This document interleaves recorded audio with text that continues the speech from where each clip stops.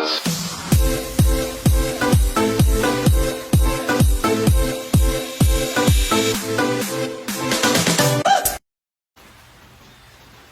morning mga ka-X1. So ito na naman ulit yung vlog natin. So ito ay tungkol sa comparison na naman ni Broadway. Ito Broadway at saka kay ito yung bagong brand ng speaker na di pa masyadong well known. So Voltec 600 watts. I-compare natin kung sino ba yung mas mabukal nila kaysa kay Broadway na 800 watts. So ito po siya. So naka-double magnet yung Broadway. Model niya ay BWH158. So double magnet, 400 yung nominal niya at saka 800 naman yung maximum niya. Yan. I-compare natin kung sino yung mas mabukal, si Broadway ba o si Voltec. So meron kasing sabi-sabi na pag malaki daw yung voice coil, medyo malaki rin yung boses. Kasi si Broadway mga ka-X1, ito po siya ipapakita natin.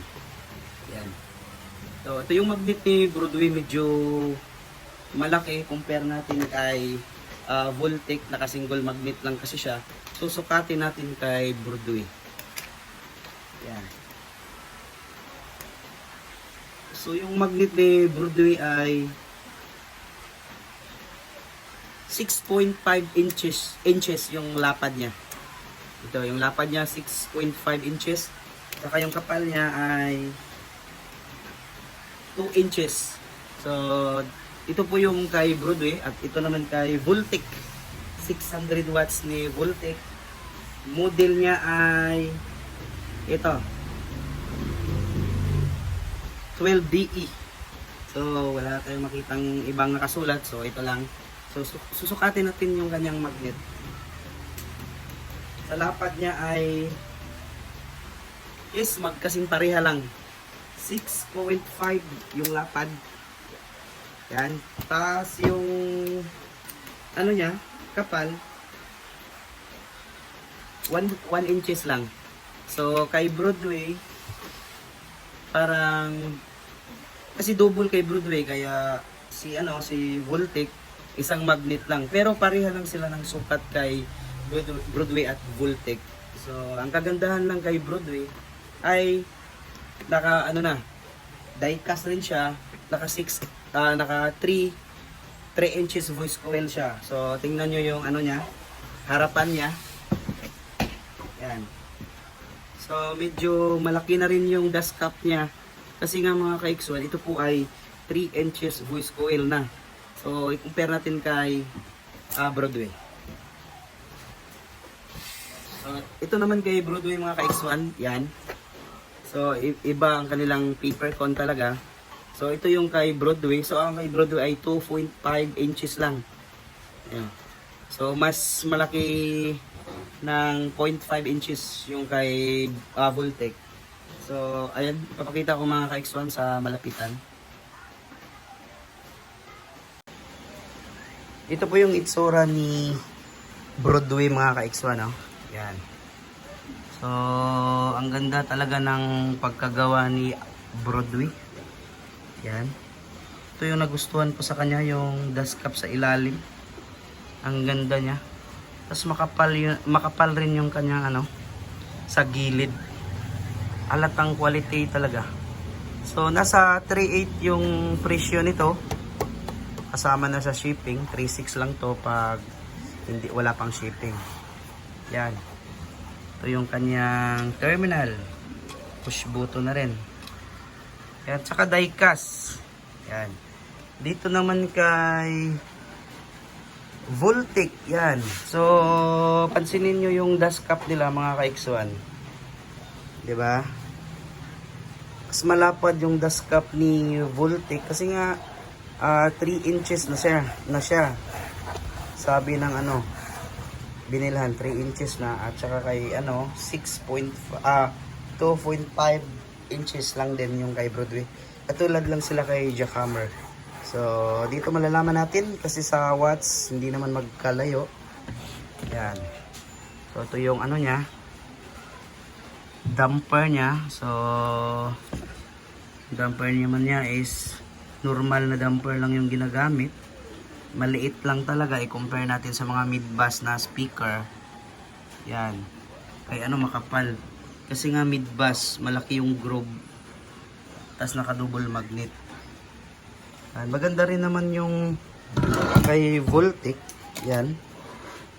So, ito po yung ano niya. Speaker niya. Magnet niya sa likod. Ito yung nakasulat. 600 max power. Tapos 8 ohms na rin siya. Then, ang kanyang terminal, speaker terminal, yan. Push button na rin. So, okay, lalagyan natin to ng wire mga ka-X1 para masubukan na talaga yung kalidad nila. Okay. Ito po ay testing ni Broadway at saka kay Voltic. Voltic, lagitik. Medyo natanggal yung kulay. So, dito mga ka-X1, isi-set up natin yung... So, may ano tayo dito. Yan. May nakahanda na tayong wire. Royal cord na aluminum. So, yan po yung setup natin mga ka-X1. So, bali, rekta lang siya sa... rekta lang siya sa mixer. Hindi tayo gumagamit ng processor mga ka-X1. Ito po yung gagamitin natin. Dito sa cellphone lang yan. And hindi mo na tayo gagamit ng processor kasi titingnan natin yung ano ba yung tunog na walang processor.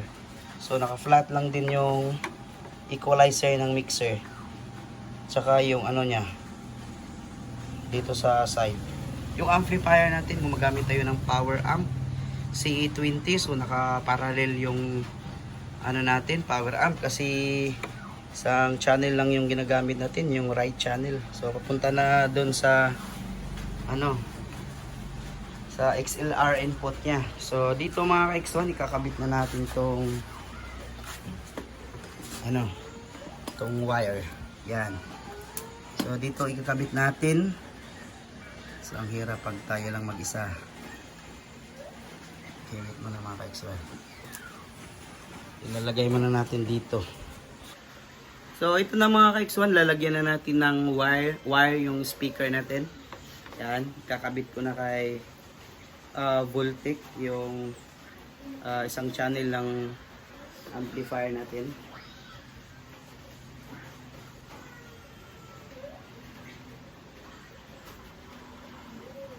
Tapos yung isang channel naman dito sa Broadway. So para malaman natin kung sino talaga yung mas mabukal. So hindi na tayo maghihinang nito kasi push button na yung ano niya, terminal. Yan. So ito na mga ka-X1, natapos na nating lagyan ng mga wired to. So dito na tayo sa cellphone. So dito mga ka-X1, oh. Ito lang yung gagamitin natin.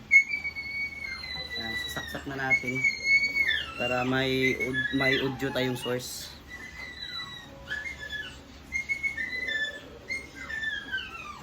So, hanap muna tayo ng tugtog na hindi tayo ma-CPR. Ito na mga ka-X1, ipi-play na natin yung music na gagamitin natin sa testing natin. Sinabay ko lang yung dalawang volume, yan. So, silang dalawa yung tutugtog, sabay-sabay. So, mamaya i-one-one natin. Ipi-play ko na mga ka-X1. Check this out. Yan, pakinggan nyo lang mga ka-X1. Ito po yung Voltic mga ka-X1. DJ Wowie Remix. Check this out. Yan po yung Voltic mga ka-X1. Ito naman yung Broadway na mid-bass.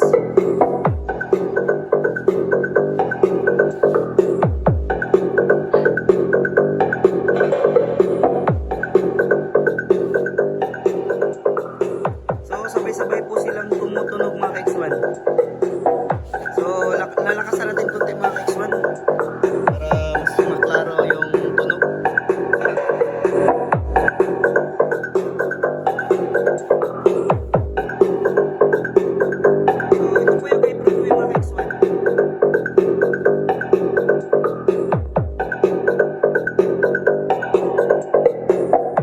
Wowie Remix. Check this out.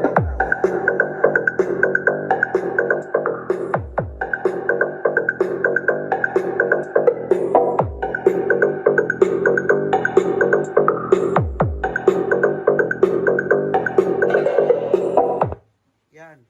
So, ayun yung dalawa nagkasabay ng tunog. So, medyo malata na talaga natin yung 3 inches na voice coil. Medyo mas clear yung vocal niya compare natin kay Broadway. Kasi nga mid-bass yung Broadway natin. Kaya medyo yung tunog niya is buong buo.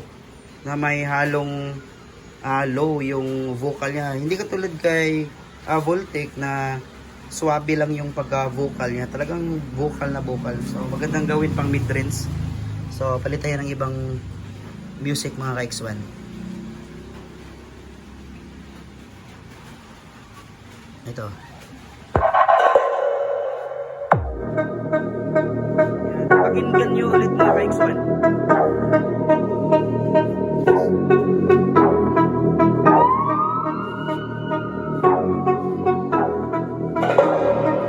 DJ Wowie Remix.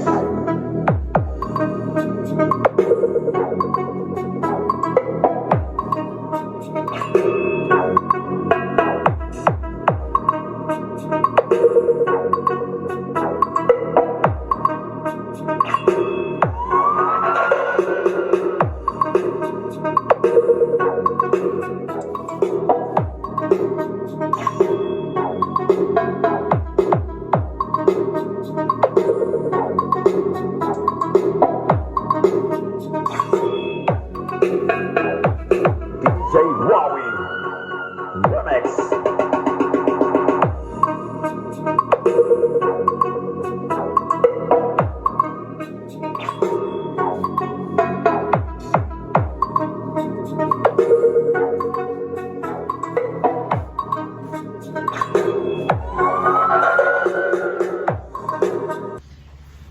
Ito na mga ka-X1, so narinig nyo na yung comparison ni Broadway at saka ni Voltec. So yung opinion ko lang dito, si Broadway is mid-bass, yung tunog niya is, yung vocal is may halo talagang low frequency. Medyo buong buo yung tunog niya na may kasamang low. So compare naman natin kay Voltec. So, thumbs up talaga ako. So, mas maganda talagang pakinggan si Voltec. Kasi nga, siguro single magnet lang siya at saka naka 3 voice coil. So, parang magkaiba talaga yung tunog ng malaki yung voice coil. And single magnet lang siya mga ka-X1. So, maganda talagang gawing pang mid-range. So, si Broadway, sinasabi ko namang maganda rin at pwedeng gamitin nating full range. So, kung full range yung pag-uusapan, so mas pabor ako kay Broadway kasi nga yung ano niya, yung speaker niya may kasamang low, so pwede nyong gamiting full range. Tsaka si ano naman, si Voltec, kung gagamitin niyo siyang mid range, yes, sobrang ganda ng tunog niya i-compare niyo sa ibang brand. So hanggang dito na lang po mga X1. So ayun, thanks for watching.